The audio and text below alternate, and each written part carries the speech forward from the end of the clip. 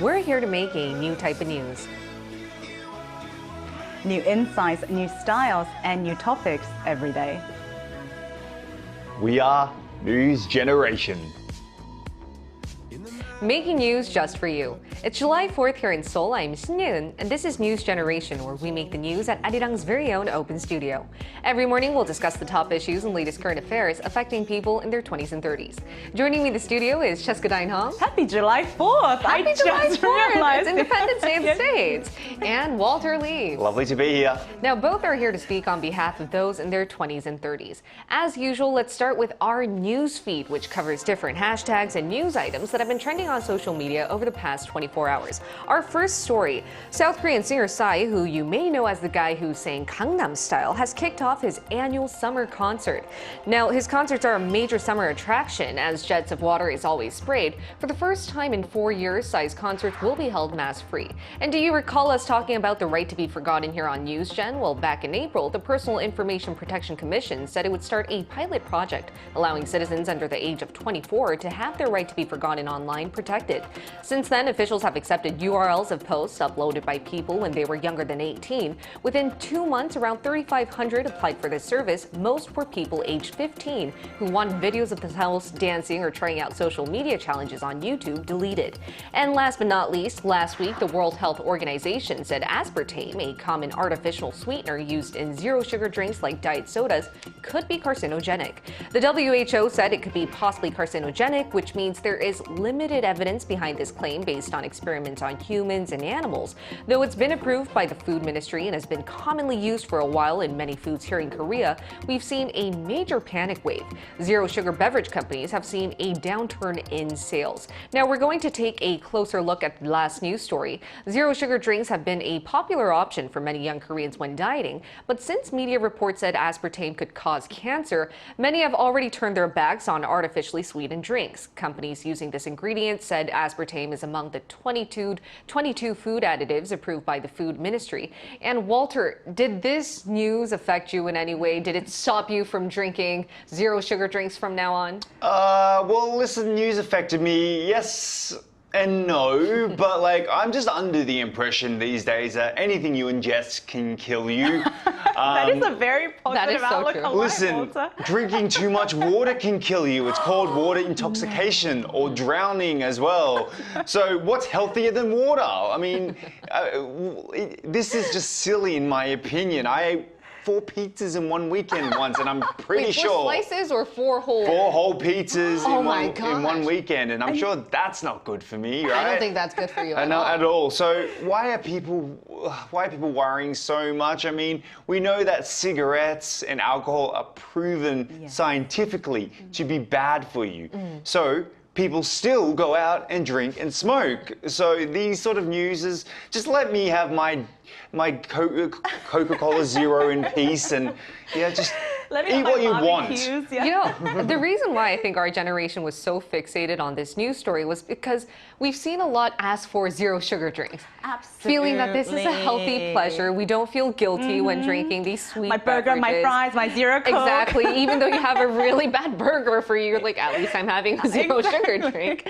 And we should note how also that aloe vera and pickled Asian vegetables are also considered possibly carcinogenic. Even hot beverages above 65 degrees Celsius is thought to be causing cancer. That means, which you mentioned, Walter, we basically can't eat anything if we're way too concerned about cancer. What do you think about this, Cheska? I mean, this is truly shocking, because the 3 things that you mentioned, aloe vera, Asian pickled vegetables, and hot beverages are my 3 top choices in my life. That's what gives me happiness and pleasure.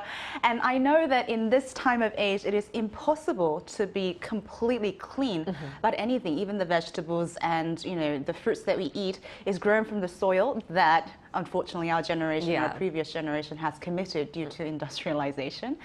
So I am also of the opinion that I try to be alert and aware as much as possible about what I'm consuming.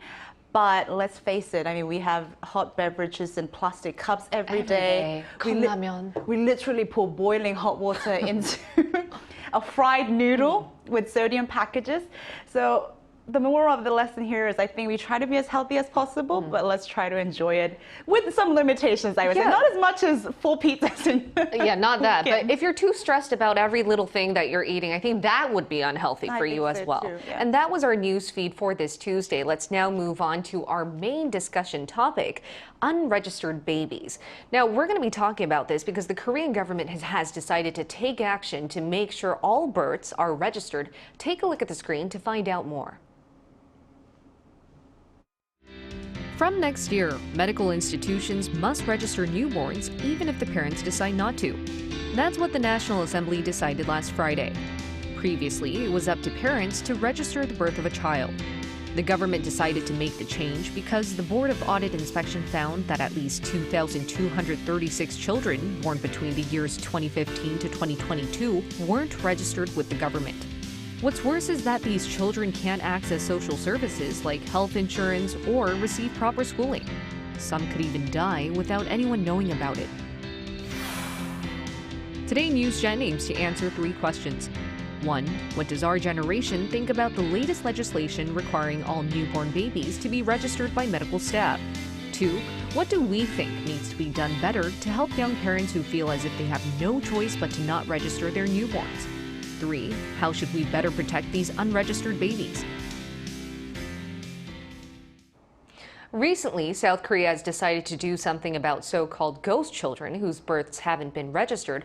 The country is revising the law so that instead of parents, medical institutions could report the birth of newborns to local governments within 14 days. But why is this necessary, and how big of a problem has the issue of ghost children posed to the Korean society, Jessica? Yeah, as we heard in the VCR, the National Audit Office revealed in the investigation that over the past 8 years, there have been a staggering number of 2,000 over 2,000 cases of unreported children, and some even estimate it might be higher because these are unreported cases. And just sampling the 1% of these unreported cases, they already found five deceased infants, and one of them had a Down syndrome and was actually murdered by the parents.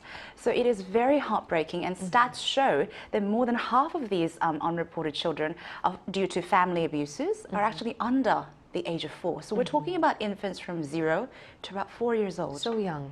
So young. And, you know, this predicament is a dire call for the government and the society to take actions, because these are newborn infants that have no capability whatsoever to protect themselves, especially those with mental and physical illnesses that require dire treatment and attention. So it is a very pressing issue that we should keep our attention on. The case you just mentioned is just one of the very many we hear on the news when it comes to what happens when you don't register your child.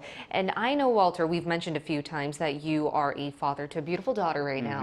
So what did you think about when you heard stories about unregistered babies, aka ghost children? Well, it was very saddening to hear, of course, and obviously the cases that went by with like the murder cases, as well as, 5 of them dying.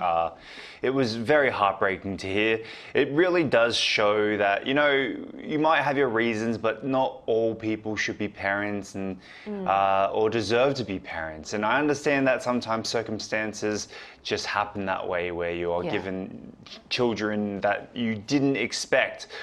By far, parenting is the hardest thing I have ever done in my life. And if you think it's easy, then I don't think you're putting enough effort in, to be honest with you. You should be putting a lot of effort into your children, including registering them. Now, children need a lot of care from the day that they are born up until, when they get older and even further on sometimes. So if you're not willing to sacrifice your time, meaning I guess going to register your child, you don't want to sacrifice your finances, meaning that you have to buy the medical attention that they need, because they need a lot of medical attention. I don't think you're fit to be a parent. And Walter, you mentioned a few times how much sleep you've sacrificed, expenses as well, time. So it's really, it really is a grueling process to become a parent. But I also do understand, as you also mentioned, that there is a story to why every parent might not decide to register their child. But the consequences, as Cheska mentioned, is so dire. And we need to also take note that among those who decide not to report their children, most are in their late teens or early 20s. Would you care to elaborate more on this? Yeah, and it's great that you mentioned it, and not to stigmatize or generalize, but there is a confluence of factors that cause this, and the top factor is stigma. And because these are teen parents or very young parents or even unwed single parents, there's a social stigma that perpetuates the situation, and they either choose to abandon the children to completely erase their past or even abuse them to the point of death. And in a stats, there have been reported that 80% of the parents that murdered their children turned out to be very young parents. And sometimes it also related to financial circumstances as well, which go hand in hand. Kids with mental or physical disabilities or raising a children requires huge financial responsibility. So they either choose to abandon or evade reporting in order to completely get away from the financial burden as well. But the sad fact is there are options out there that will allow those who are financially not well off to help these children go into society as long as you register them. But then again, I also understand, though it's not excusable that you not register your child, I do understand why people do it because, as you said, the social stigma pushes them to the brink of it. And would you guys like to add your thoughts on what's pushing these young parents from not registering their children? Just to elaborate on what you said as well, there is help out there. There's also the option to put your baby into a baby box, right? Which you can go anonymously, and that's obviously a much better situation than not registering your child and not caring for it. I mean, as an adoptee myself, I understand that, sometimes people weren't ready to have a child, so therefore they had to give it away. Now, there are multiple reasons why people do this. For example, the stigma, the taboo that in Korea, babies out of wedlock is still very, very looked down upon for some reason here. And they shouldn't be embarrassed, but unfortunately, that's part of the social system that we're working with. Sex education as well is something to be blamed. South Korea still has a very poor sex education system, in my opinion, which we've talked about on the show previously. We all get curious, but you should get curious by also doing your research. Like Jessica mentioned, responsibility. Some people just don't want that responsibility. Late teens and early 20s, you think that you're an adult, but you're not. You're still a child, really. When you get to 30 or 40, you'll realize that you still made very childish decisions, and having a child so early on, it's not like back then, is a different scenario today.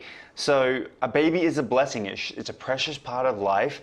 Don't choose not to register your child because it will need all the help it can get. Yeah, it'll be ripping that child of schooling, basic health insurance, basic necessities. Yes. And what do you think about this issue then, Cheska? What do you think is pushing these young parents from choosing to make their children ghost children? I mean, I think stigma is one of the biggest driving factor, but I absolutely agree with everything that Walter said. I think having a child should be a blessing, but it is a huge responsibility, and parents should be aware of it. And I also think education is top priority.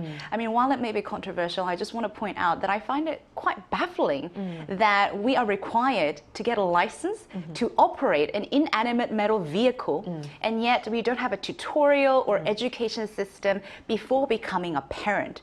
So I would like to see an education tutorial or some kind of prerequisite program before parents are required to give birth. So they can walk through the process of what they need to be preparing for and be better educated on what should be expected of them. And I think Walter would agree if there was something that walked him step by step so that he knows at least what to expect when you're expecting. Yes. I think every young parent would benefit greatly. For sure. And we're now going to include an expert in regards to today's discussion to find out more about this issue and where South Korea should go.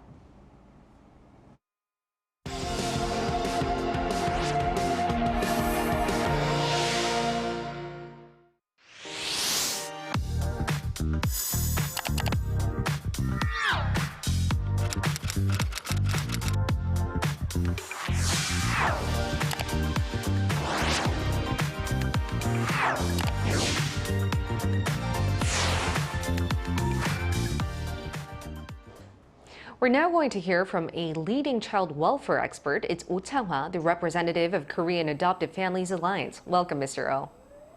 Good morning. Good morning, everybody. All right, Mr. O, we're going to go around and ask you a question each. The first one I'd ask, why is the unregistered children problem such a big issue in Korea? And what's the worst case scenario when these so-called ghost children aren't registered? As panel just mentioned, I didn't expect all the panel knows all the details, and you guys already delivered the well message, but let me repeat again. Because of the worst scenario is the one, we don't know whether baby is alive or not. Recently, the Board of the Audit and Inspection of the Korean government ordered to check number of the babies who has birth data at the obstetric and gynecology hospital, but no registration at the government site means it just checked it since 2015, and they realized 2,236 babies was born at the hospital, but not registered by government site.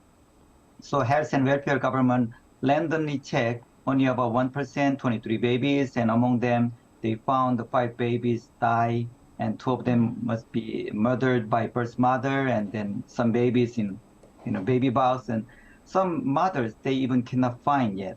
So the real problem is we don't know whether baby alive or not.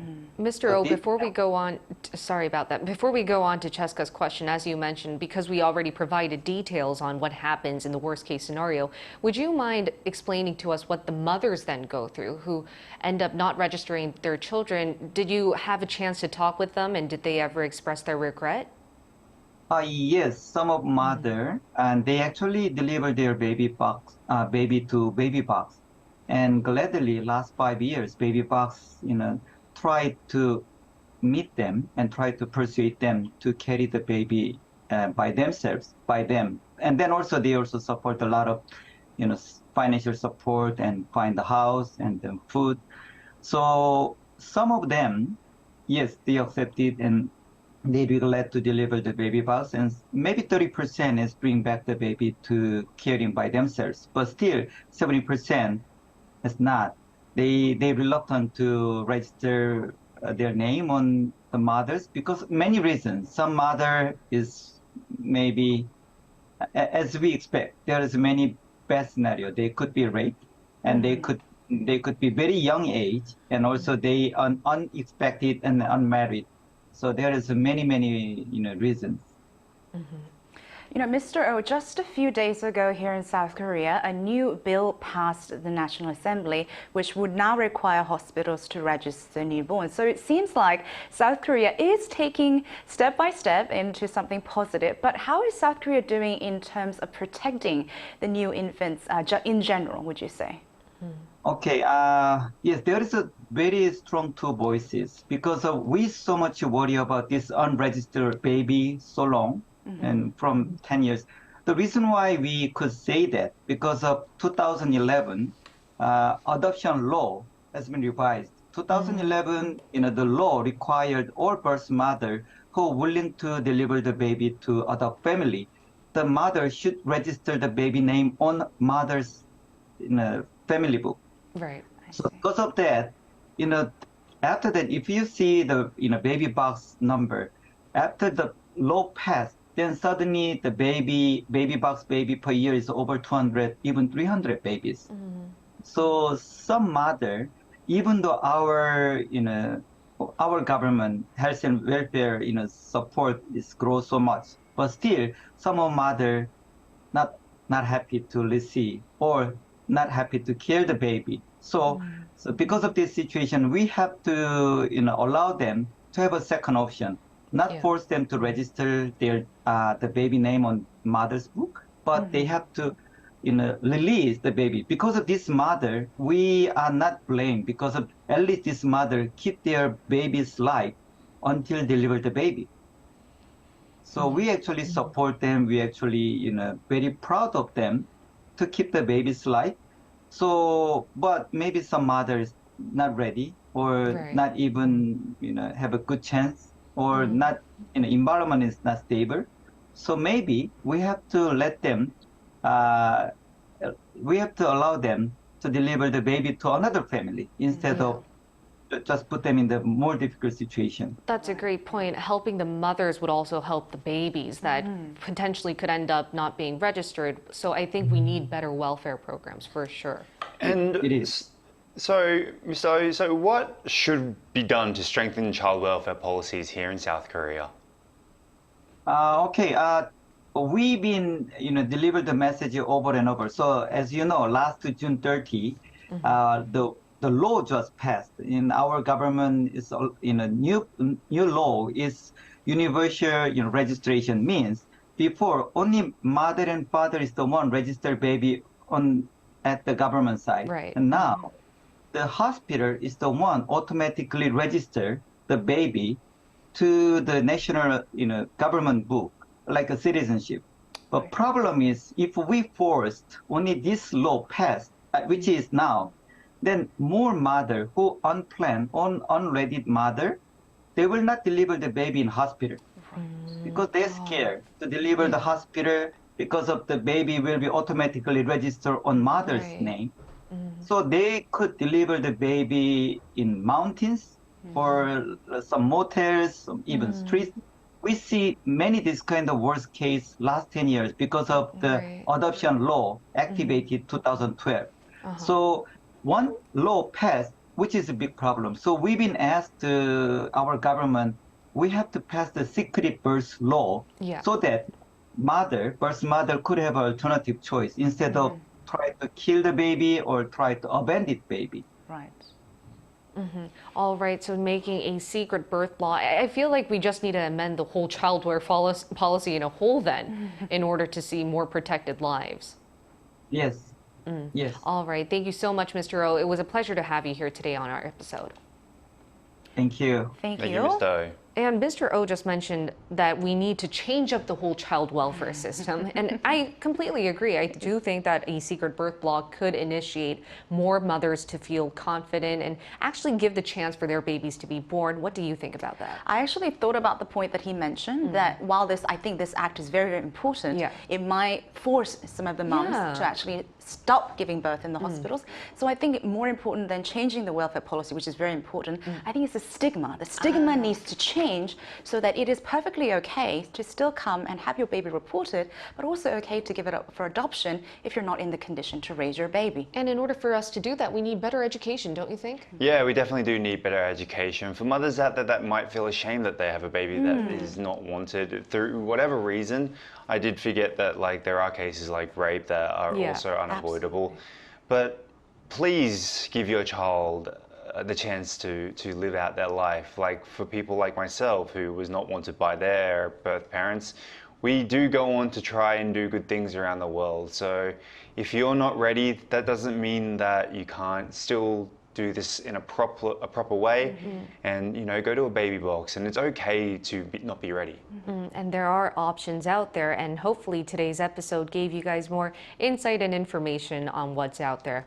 All right, we'll be here every day from 9:30 to 10 a.m. Korea time, bringing you more topics young people are talking about. Special thanks to Cheska Dainhong Pleasure's always mine, thank you. and Walter Lee. Lovely to be here. All right, thank you everyone for watching. We'll see you tomorrow. We are News News Generation. Generation.